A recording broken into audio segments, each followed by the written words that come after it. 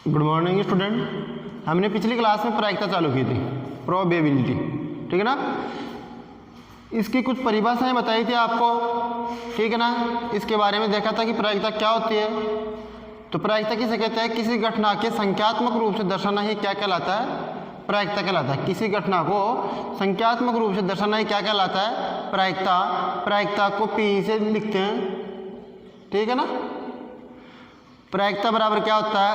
अनुकूल परिणाम बटे हुए कुल संभव परिणाम। अनुकूल परिणाम बटे हुए कुल संभव परिणाम। जैसे एक सिक्के को उछालते हैं तो सिक्के को उछालने पर चित आता है या पट आता है, तो चिताने की प्रायिकता 1/2 हो जाती है और पटाने की प्रायिकता भी क्या हो जाती है? 1/2। और बताया था कि प्रायिकता की प्रारंभिक घटनाओं का योग क्या होता है? 1 होता है। एक लाइन बोली थी मैंने जब ये परिभाषाओं से पहले कि प्रायिकता की प्रारंभिक घटनाओं का योग क्या होता है? 1 होता है। और क्या बताया था कि प्रायिकता की जो सीमा होती है, लिमिट, वो क्या होती है? 0 से लेकर के 1 तक होती है। तो 0 less than PE less than 1, ये क्या बताई थी? प्रायिकता की सीमा बताई थी, ठीक है। और 0 कब होती है और 1 कब होती है, ये बताई थी कि 0 तो असंभव घटना होती है, किसी घटना का घटित होना संभव ही नहीं है।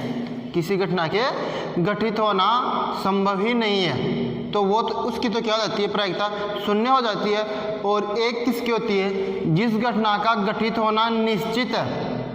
जिस घटना का घटित होना क्या हो? निश्चित हो, उसकी प्रायिकता क्या होती है? 1 होती है। और इसके मध्य में होती है, 0 और 1 के मध्य में होती है, और 0 और 1 होती है। 0 कब होती है? असंभव घटना की, और 1 कब होती है? निश्चित घटना की, ये बताया था। और ना तो प्रायिकता 1 से ज़्यादा होती है और ना 0 से कम होती है, नेगेटिव भी नहीं होती है प्रायिकता। समझ में आ गया? ये चीज़ें देखी थी और परिभाषाएं देखी थी। तो परिभाषाएं चल रही थी। नेक्स्ट परिभाषा है परस्पर अपवर्जी या असंयुक्त घटना। परस्पर अपवर्जी या असंयुक्त घटना, इसका मतलब है कि आपकी ऐसी दो घटनाएं जिनमें कोई भी चीज उभयनिष्ठ नहीं है, एक का प्रभाव दूसरे पर ना पड़े। जैसे कोई घटना E है और F है, दो घटनाएं E और F। जैसे इसका मैं एग्जाम्पल दूं कि एक पासे को उछालने पर, पासे पर क्या आते हैं? 1 से लेकर के 6 तक अंक आते हैं। तो क्या होता है? एक पासे को उछालने पर सम अंक आने की प्रायिकता क्या हो जाएगी? 2, 4, 6 सम अंक हो गया। इसकी प्रायिकता 3/6, 1/2 होगी। और पासे पर भी सम अंक आने की प्रायिकता 1, 3, 5, तो 3/6, 1/2 इसकी होगी। अब देखो सम अंक आना और विषम अंक आना दोनों क्या है? एक दूसरे से अलग है, इसका प्रभाव इस पर नहीं पड़ रहा।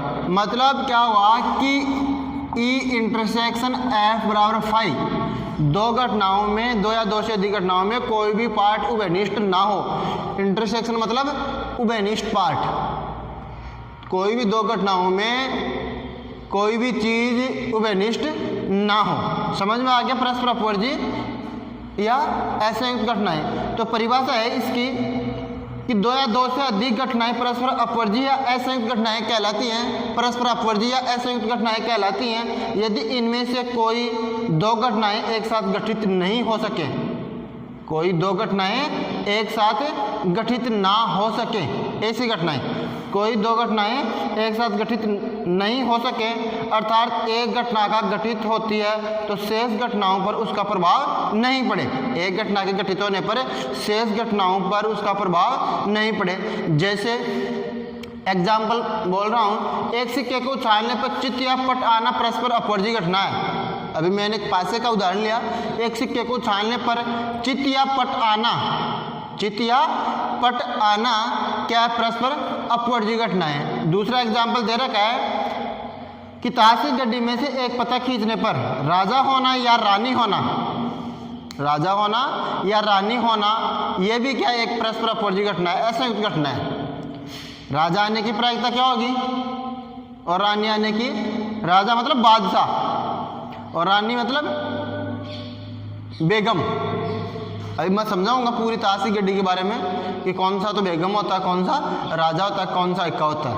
ठीक है, यह हो गई आपकी परस्पर अपवर्ती घटनाएं। एक होता है समप्रायिक घटनाएं।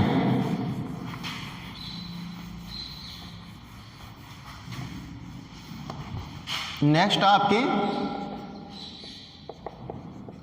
समप्रायिक घटना। समप्रायिक घटनाओं का मतलब क्या हो गया,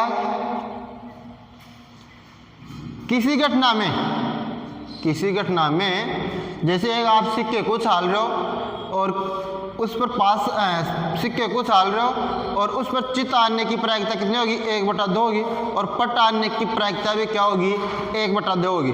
समप्रायिक का मतलब हर कंडीशन में प्रत्येक की प्रायिकता क्या हो, समान हो। जैसे एक पासे को उछालते हैं और पासे पर 1 से लेकर के 6 तक अंक आते हैं। पासे पर क्या होता है, 1 से लेकर के 6 तक अंक आते हैं और प्रत्येक अंक आने की प्रायिकता 1/6 होती है। जैसे पासा है आपका,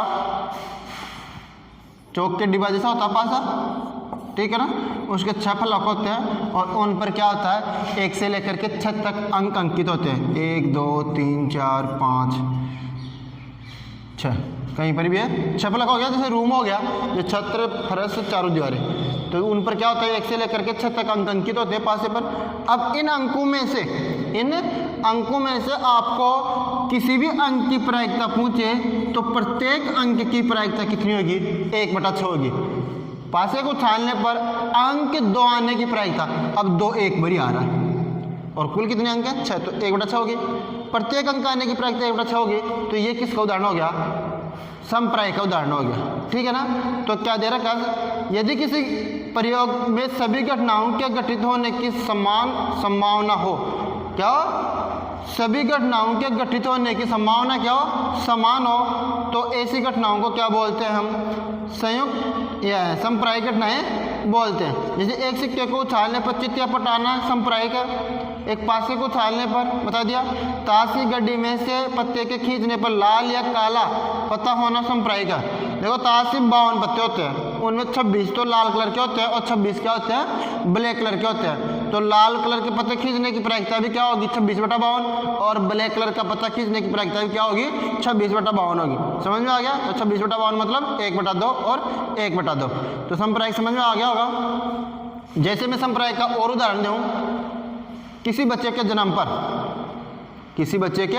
जन्म पर उसके लड़का या लड़की होने की प्रायिकता भी क्या है, एक समप्रायिक प्रायिकता का उदाहरण है। या तो लड़का होगा, 2 ही कंडीशन बनती हैं, आपको पहले से पता है कि बच्चे के जन्म पर या तो लड़का होगा या लड़की होगी, ठीक है।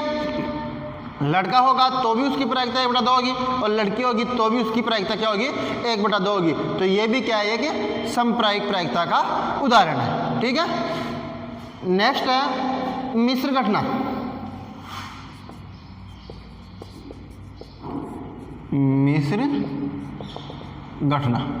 मिश्र घटनाएं क्या होती हैं, यदि 2 या 2 से अधिक घटनाएं एक साथ घटित हो तो वे मिश्र घटनाएं या संयुक्त घटनाएं कहलाती हैं। 2 या 2 से अधिक घटनाएं क्या हो, एक साथ घटित हो, 2 या 2 से अधिक घटनाएं क्या हो, एक साथ घटित हो, तो उसका क्या होगा, या 2 या 2 से अधिक घटनाएं एक साथ घटित हो तो वो कौन सी घटनाएं होती हैं, मिश्र घटनाएं या संयुक्त घटनाएं होती हैं। जैसे एग्जाम्पल के तौर पर देखो मैं कि 2 थैलों में से 2 थैले हैं, उनमें नीली और ब्लैक कलर की गेंद है। उनमें से किसी एक थैले का चयन करके और उसमें से गेंद निकालने की प्रायिकता। तो थैले तो 2 हैं और उनमें से क्या है, एक थैले का चयन करना है, ठीक है ना। और उसमें से क्या बोल सकता है कि नीले कलर की गेंद निकालो, ब्लैक कलर की गेंद निकालो।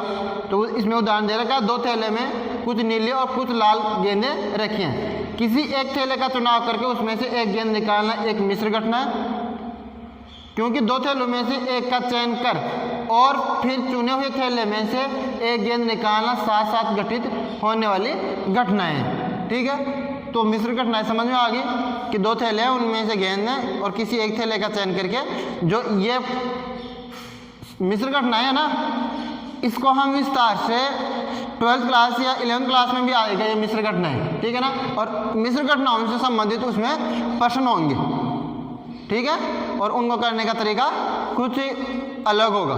तो मिश्र घटनाएं अभी परिभाषा समझ लो कि 2 थैले हैं, उनमें से अलग अलग कलर की गेंदें हैं और किसी एक थैले का चयन करके उसमें से गेंद निकालना। समझ में आ गया?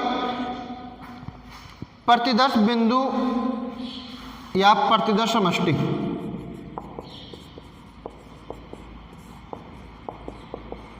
बिंदु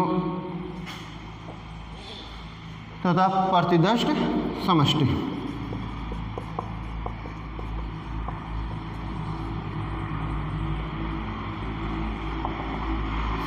प्रतिदर्श बिंदु तथा प्रतिदर्श समष्टि। जैसे एक पासे को उछालते हैं, तो उस पर 1 2 3 4 5 आना वो घटनाएं होती हैं, ठीक है ना। और 1 2 3 4 5 6, ये 6 ना, ये कुल क्या हो जाएंगे? प्रतिदर्श समष्टि, मतलब टोटल की बात कर रहा है। अनुकूल परिणाम हटे हुए कुल संभव परिणाम बोलते हैं, तो कुल संभव परिणाम वाली जो कंडीशन होती है वो प्रतिदर्श समष्टि होती है, ठीक है। तो किसी अभिप्रयोग का प्रत्येक परिणाम, किसी अभिप्रयोग मतलब जैसे पासे को उछाल रहे हैं, ठीक है ना, और उस पर 1 2 3 4 5 आना क्या है? एक अभिप्रयोग घटनाएं है, ठीक है ना। किसी अभिप्रयोग का प्रत्येक परिणाम एक प्रतिदर्श बिंदु कहलाता है तथा इन सभी प्रतिदर्श बिंदुओं का समुच्चय, इन सभी प्रतिदर्श बिंदुओं का समुच्चय, जैसे ये पासा है और 1 2 3 4 5 6, ये तो क्या हो गए? प्रतिदर्श बिंदु हो गए। और इन प्रतिदर्श बिंदुओं का समुच्चय, ये समुच्चय का चिन्ह है, इन प्रतिदर्श बिंदुओं का समुच्चय क्या कहलाता है? प्रतिदर्श समष्टि कहलाता है। अब समुच्चय क्या होता है? समुच्चय क्या होता है? समुच्चय का नाम आया प्रतिदर्श बिंदु का समुच्चय। तो समुच्चय आप पढ़ोगे 11वीं क्लास में। परिभाषा है, वस्तुओं के सुपरिभाषित संग्रह को समुच्चय कहते हैं। वस्तुओं के सुपरिभाषित संग्रह को क्या कहते हैं? समुच्चय। वेल डिफाइंड फंक्शन, वस्तुओं के सुपरिभाषित संग्रह को क्या बोलते हैं? समुच्चय। और समुच्चय को मंझले कोष्ठक में लिखते हैं, दर्शाते हैं इससे, ठीक है ना, मंझले कोष्ठक से दर्शाते हैं। जैसे वस्तुओं का सुपरिभाषित संग्रह, जैसे अंग्रेजी वर्णमाला है और उसमें 26 अक्षर होते हैं। अंग्रेजी वर्णमाला में क्या होता है? 26 अक्षर होते हैं। तो परिभाषा क्या होता है? वस्तुओं के सुपरिभाषित संग्रह को क्या बोलते हैं? समुच्चय बोलते हैं ना। तो अब समुच्चय अंग्रेजी वर्णमाला के सभी स्वरों का समुच्चय, तो सभी स्वर कौन से होते हैं? ए ई आई ओ यू, हो गया ना समुच्चय, ठीक है। तो समुच्चय आपको बता दिया। ये हो गया आपकी परिभाषाएं होगी, टोटल परिभाषाएं होगी। अब हम देखते हैं, प्रश्न तो बिल्कुल सिंपल है, प्रश्न तो बिल्कुल सिंपल है। आपको क्या है कि जो पासा है, सिक्के हैं, 2 सिक्कों को एक साथ उछालते हैं तो कुल कितनी प्रतिदर्श समष्टि बनती हैं? 2 पासे को उछालते हैं तो कितनी बनती हैं? ताशी गड्ढे को अच्छी तरह से फेंट करके आप उनमें से कोई पता निकालते हैं। तो ये सब चीज़ें आपको आनी चाहिए। प्रश्न को करने का एक ही तरीका होगा, अनुकूल परिणाम बटे कुल संभव परिणाम। अब प्रश्न में क्या क्या कंडीशन दे रखी है वो उस प्रश्न को पढ़ने से ध्यान में आएगी कि क्या पूछ रहा है, ठीक है। तो देखते हैं, सबसे पहले एक सिक्का है और उसके मैं अनुकूल परिणाम और कुल संभव परिणाम बता रहा हूँ कि अनुकूल घटनाएं तो कौन सी होती हैं और कुल घटनाएं क्या होंगी। तो देखिए, सिक्के के बारे में बता रहा हूँ मैं। सिक्का सबने देखा है, एक सिक्का है मान लिया और उसके एक साइड में तो एच और दूसरी साइड में टी, चित्त और पट, हेड, चित्त और टी, पट। समझ में आ गया? एच और टी, चित्त और पट, हेड और टेल। अनुकूल परिणाम बटे कुल संभव परिणाम। अब 2 परिणाम आ गए इसके। अब चित्त आने की प्रायिकता बोले तो क्या होगी? 1/2 अनुकूल परिणाम बटे कुल संभव परिणाम। और पट आने की प्रायिकता भी बोले तो अब आपको यहाँ से देखने से ही पता चलेगा, पी एच, एच मतलब चित्त, हेड, उसकी प्रायिकता कितनी है? 1/2। और पट आने की प्रायिकता भी कितनी है? 1/2। जब एक सिक्के को एक बार उछालते हैं, समझ में आ गया? दूसरी बात बोल रहा हूं, जब एक सिक्के को 2 बार उछाले, ध्यान से सुनना, जब एक सिक्के को 2 बार उछाले या 2 अलग अलग सिक्कों को एक बार उछाले, बात एक ही है। समझ में आ गया? एक सिक्के को 2 बार उछाल लो या 2 सिक्कों को एक साथ उछाल लो, समझ में आ गया? एक ही बात है। तो देखो, एक सिक्का दो सिक्कों को उछालेंगे, दो सिक्कों को उछालेंगे तो H और T और H और T, तो कुल प्रतिशत समष्टि को मैं ऐसे लिख रहा हूं कि कुल परिणाम कितने होंगे, क्या होंगे, कुल परिणाम क्या होंगे, या प्रतिदर्श समष्टि S, समझ में आ गया, प्रतिशत समष्टि S मतलब कुल परिणाम की बात कर रहा है। अब कुल परिणाम की बात आएगी तो इसमें आएगा देखो H H, पहले सिक्के को उछाला चित्त आ गया, दूसरे सिक्के को उछाला फिर चित्त आ गया, पहले सिक्के को उछाला चित्त आ गया, दूसरे सिक्के को उछालने पर पट आ गया, सही है, पहले सिक्के को उछालने पर पट आ गया और दूसरे सिक्के को उछालने पर चित्त आ गया, और पहले सिक्के को उछालने पर पट आ गया और दूसरे सिक्के को उछालने पर भी पट आ गया, समझ में आ गई। इन चार कंडीशन के अलावा आपको कोई कंडीशन नहीं मिलेगी, अगर आपको पता है तो बताइए, ठीक है ना, कि HH आ सकता है, HT आ सकता है, TH आ सकता है और TT आ सकता है, समझ में आ गया। यह तो हो गया आपके प्रतिशत समष्टि। अब इसमें से प्रश्न पूछ सकता है आपको कि दो सिक्कों को एक साथ उछालने पर, प्रश्न क्या आएगा, दो सिक्कों को एक साथ उछालने पर दो चित्त आने की प्रायिकता ज्ञात कीजिए। प्रश्न चालू हो गए हैं, जरूर नहीं है आपकी किताब में से प्रश्न मिले, बाहर से भी आ सकता है, मन से बना के भी दे सकता है। मेन चीज़ है कि ये थ्योरेटिकल पार्ट है ना, आपको पूरा समझ में आना चाहिए, चाहे फिर कैसे भी प्रश्न आए, ठीक है। तो प्रश्न आएगा आपका कि दो सिक्कों को एक साथ उछालने पर उन पर दो चित्त आने की प्रायिकता ज्ञात कीजिए। तो अनुकूल परिणाम कितना हो जाएगा, दो चित्त का एक ही बार आ रहा है, अनुकूल परिणाम दो चित्त एक ही बार आ रहा है, देखो चार में से एक बार आ रहा है तो 1/4, समझ में आ गया। अब मैं प्रश्न बोल रहा हूं कि दो सिक्कों को एक साथ उछालने पर कम से कम एक चित्त आने की प्रायिकता ज्ञात कीजिए। कम से कम एक चित्त आना चाहिए, अधिकतम तो दो चित्त भी आ सकते हैं, समझ में आ गया। ये बोल रहा है कि दो सिक्कों को एक साथ उछालने पर कम से कम एक चित्त तो आना ही चाहिए। अब देखो कम से कम एक चित्त आना चाहिए, तो अनुकूल परिणाम में क्या हो जाएगा, देखो कम से कम एक चित्त दो भी आ सकते हैं, TH और HT, बस कम से कम एक चित्त तो आ रहा है तीनों में, अधिकतम तो दो भी आ सकते हैं। तो इसका प्रायिकता कितनी हो जाएगी, 3/4, टोटल तो कितने हैं 4, और अनुकूल परिणाम कितने आए आपके 3, ठीक है। ऐसे भी बोल सकता है।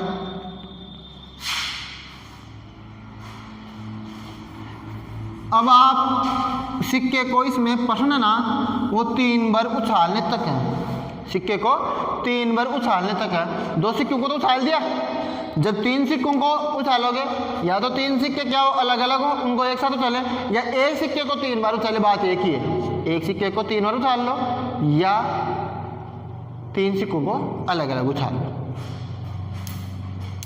तो देखिए 3 सिक्के, सबसे मेन चीज़ है कि सबसे पहले आपको प्रतिशत समष्टि कुल परिणाम है ना वो आने ही चाहिए। कि कैसे निकालते हैं, एक बार उछालेंगे तो H और T आएगा, दो बार उछालेंगे तो HH, HT, TH और TT आएगा।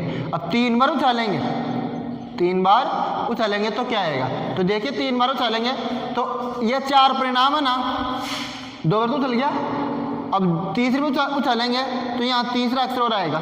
तो इन सब के साथ एक बार तो H लगा दो और इन सब के साथ एक बार T लगा दो, तो H लगाने पर 4 परिणाम आ जाएंगे और T लगाने पर 4 परिणाम आ जाएंगे, ठीक है ना। वैसे मन से लिखोगे ना तो आपके कंफ्यूज होगा कि कौन सा लिख दिया कौन सा नहीं लिखा। तो 2 बार उछालने पर जिस साइड में H लगा रहे हो तो तीसरा अक्षर H का कर दो और तीसरा अक्षर एक बार T का कर दो। तो देखिए कुल प्रतिदर्श समष्टि 3 बार उछालने पर प्रतिदर्श समष्टि x बराबर, देखो क्या हो सकती है, एक तो H H H, ठीक है, तीसरा अक्षर H लगा दिया, H T H, T H H, T T H, तीनों का 4 में लास्ट क्या लगा दिया, H लगा दिया, अब क्या करेंगे, टी करेंगे, H H T H T T T H T और टी टी टी। देखो 1 2 3 4 5 6 7 8 हो गया ना। अब इसमें आप मन से भी लिख सकते हैं H H H T H H ऐसे। बाकी उसमें क्या होता है कि कौन सा लिख दिया ध्यान से देखना पड़ता है, ठीक है ना। इसमें तीसरा अक्षर एच लगा दिया, एक बार टी लगा दिया तो 8 परिणाम आ गया, ठीक है।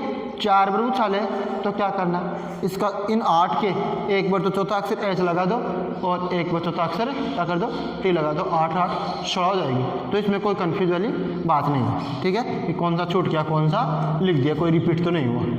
तो ये हो गया सिक्के को 3 बार उछालने पर। अब प्रश्न पूछ सकता है कि एक सिक्के को 3 बार उछालने पर, एक सिक्के को 3 बार उछालने पर अधिकतम 2 चित आने की प्रायिकता ज्ञात कीजिए।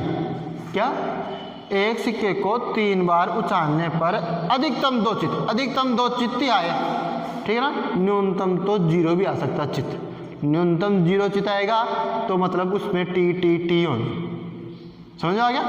अधिकतम 2 चित्त आए तो अधिकतम 2 चित्त देखो 1 2, अधिकतम 2 चित्त 1 भी आ सकता है 0 भी आ सकता है, ठीक है ना। तो 1 2 3 4 5 6 7 बटावा 8 टोटल 8 ना। तो अधिकतम 2 चित आए, तो अधिकतम 2 चित आए तो न्यूनतम 1 भी आ सकता है और कोई चित भी नहीं आए, ठीक है ना। ऐसे भी पूछ सकता है कि एक सिक्के को 3 बार उछालने पर 3 चित आने की प्रायिकता, तो 3 चित कितनी बार आ रहा है, 1 बार आ रहा है, समझ आ गया। ऐसे करके इसमें प्रश्न आते हैं। अब ये तो होगी सिक्के की बात। अब आता है दूसरा,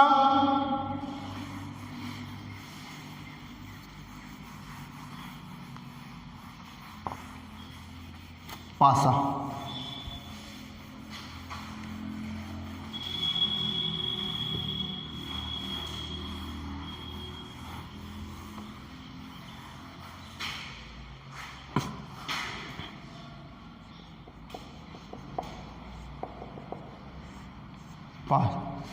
पासा आपका जो चौक का डिब्बा होता है ना, इस टाइप का कोई बॉक्स होता है और उसके जो 6 फलक होते हैं उन पर 1 से लेकर के 6 तक अंक अंकित होते हैं, समझ आ गया।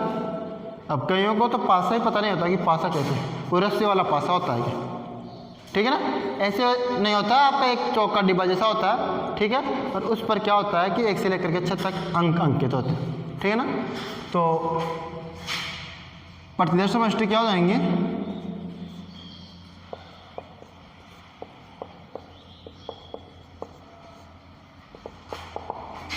x बराबर 1 2 3 4 5 ऐसा मुझे में न लेकर के ये हो गई 6, प्रतिदर्श समष्टि 6 होगी।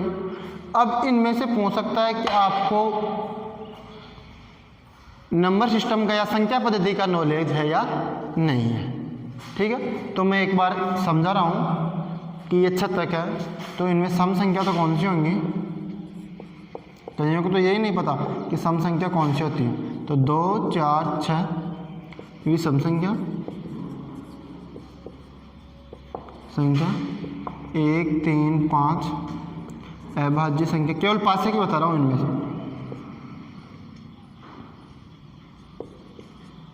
अभाज्य संख्या, अभाज्य संख्या कौन सी हो गई, 2 3 5, ठीक है। ये क्या होगी, सम संख्या भी सम संख्या और अभाज्य संख्या। आपको पूछ सकता है, प्रश्न सुनना ध्यान से, कि एक पासे को उछालने पर, पासे को उछालने पर विषम संख्या आने की प्रायिकता ज्ञात कीजिए। तो विषम संख्या कितनी है, अनुकूल परिणाम कितने हो गए, 3 1 3 5 और कुल परिणाम कितने हैं 6, तो 3/6 कितने होगी, 1/2, समझ आ गई। सम संख्या आने की प्रायिकता भी कितनी हो जाएगी, 3/6 कट के क्या हो जाएगा 1/2, और अभाज्य संख्या आने की प्रायिकता भी क्या हो जाएगी 1/2 हो जाएगी। 3/6 का मतलब 1/2।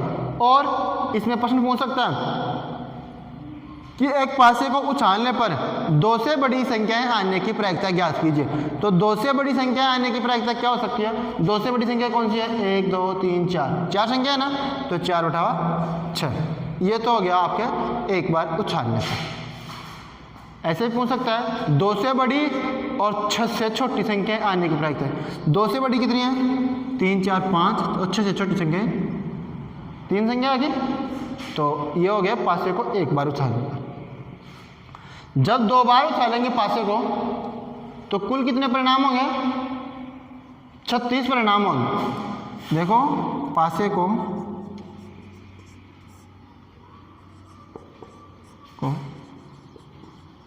2 बार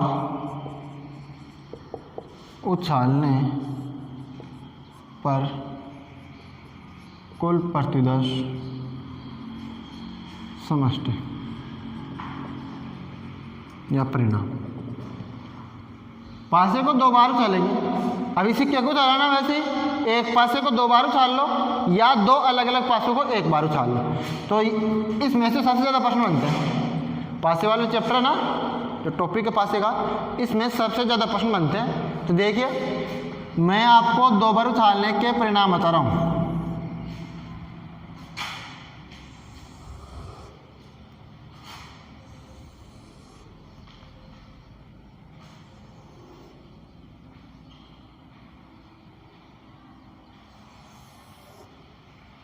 एक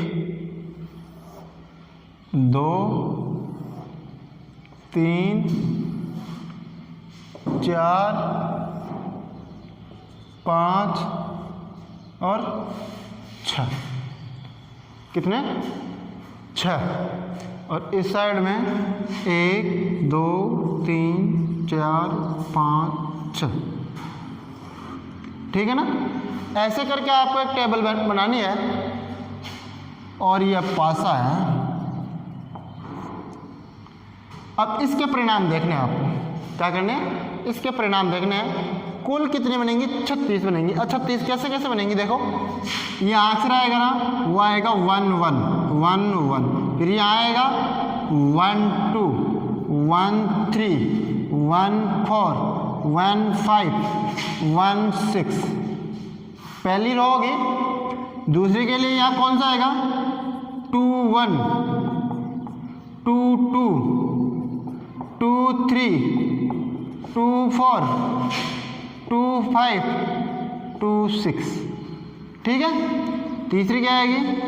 3 1 3 2 3 3 3 4 3 5 3 6 4 1 4 2 4 3 4 4 4 5 4 6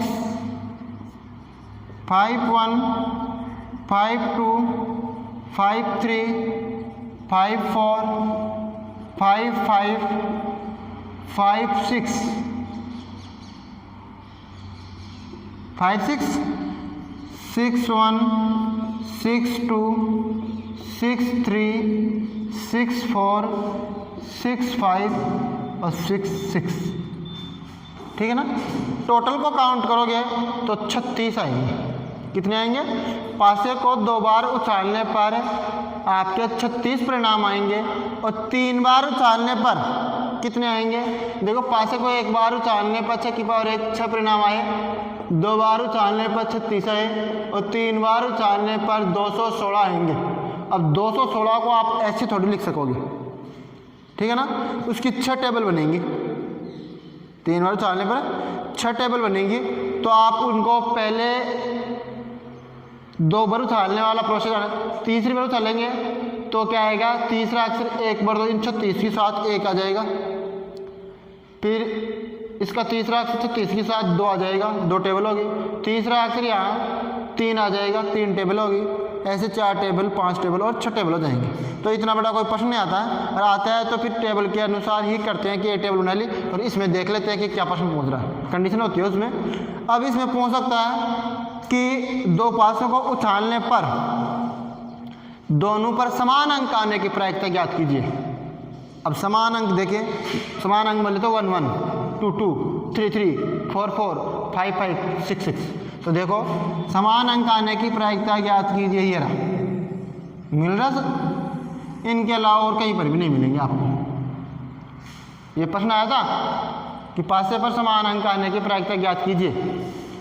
तो क्या आ गया 1 2 3 4 5 6 6 बटा क्या करोगे कुल कितने परिणाम 36, तो 6 बटावा 36 आ जाएगा 1 बटावा 6 समान अंक।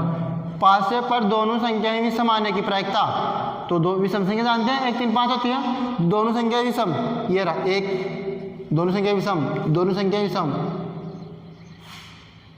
दोनों संख्याएं विषम, ठीक है ना।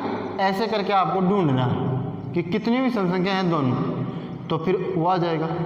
और क्या पूछ सकता है, पूर्ण वर्ग संख्या पूछ सकता है। पूर्ण वर्ग संख्याएं 1 का वर्ग 1 2 का 4, पूर्ण वर्ग संख्याएं दोनों पासों पर कितनी पूर्ण वर्ग संख्या है, जैसे 1 1 आ गई पूर्ण वर्ग संख्या, 1 का 1 होता है 1 का 1, 1 और 4 आ गया, 1 का 1 और 2 का 4 हो गया, पूर्ण वर्ग संख्या होगी ना। ऐसे करके आपको देखने हैं। तो अनेक प्रश्न आएंगे इसमें से, और कितने ही प्रश्न बना लो इसमें। दोनों पासों का अंकों का योग 9 आने की प्रायिकता, दोनों पासों के अंकों का योग 9 आने की प्रायिकता। तो देखो अंकों का योग 9, 6 3 9 होता है, 5 4 9 होता है, 4 5 9 होता है, 3 6 9 होता है। इसके अलावा कहीं पर भी नहीं मिलेगा आपको। पासे के अंकों का योग 2 आने की प्रायिकता, पासे के अंकों का योग 2, केवल 1 1 ही मिलेगा, 1 और 1 2 हो गया, इसके अलावा कहीं पर भी नहीं। पासे पर अंकों का योग 12 आने की प्रायिकता, 6 से 12 होते हैं, इसके अलावा कहीं पर भी नहीं मिलेगा। तो 2 का योग तो कितना होगा 12 अधिकतम और न्यूनतम 2 होगा, 2 3 4 5 6 7 8 9 10 11 12। देखो 3 का देखो, 2 और 1 3, 1 और 2 3, केवल 2 होंगे, 2 बटा 36। 4 आएगा तो 4 के लिए 3 और 1 4, 2 और 2 4, 1 और 3, ठीक है ना। ऐसे करके इसमें अनेक प्रश्न बनेंगे, तो प्रश्न आएंगे तो और देखेंगे। तो आपको ये टेबल पता होनी चाहिए, सम संख्याएं कौन सी होती है, अभाज्य संख्याएं कौन सी होती हैं, ये आपको पहचानना चाहिए। प्रश्न करेंगे नेक्स्ट क्लास में, और ताश के बारे में भी हम देखेंगे। Thank you.